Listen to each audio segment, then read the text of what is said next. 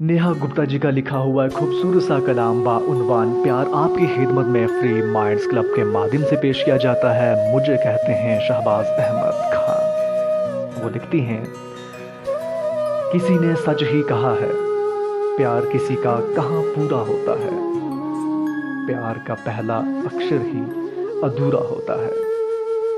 आजकल के लोग क्या जाने सच्चा प्यार, बदलने की ज़रूरत है उन्हें अपना ये विचार। ना करो प्यार में किसी पर कोई अत्याचार।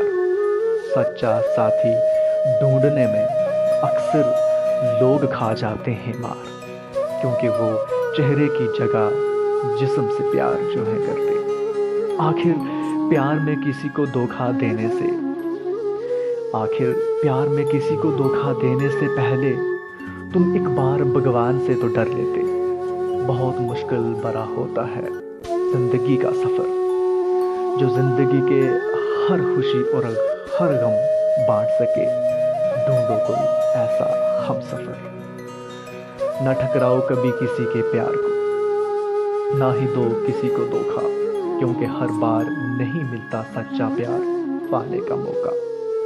जिस्म की जगह उसकी रूह से करो प्यार, तब महसूस कर सकोगे सच्चे प्यार का एहसास, और जान पाओगे आखिर क्यों होता है पहला प्यार इतना खास।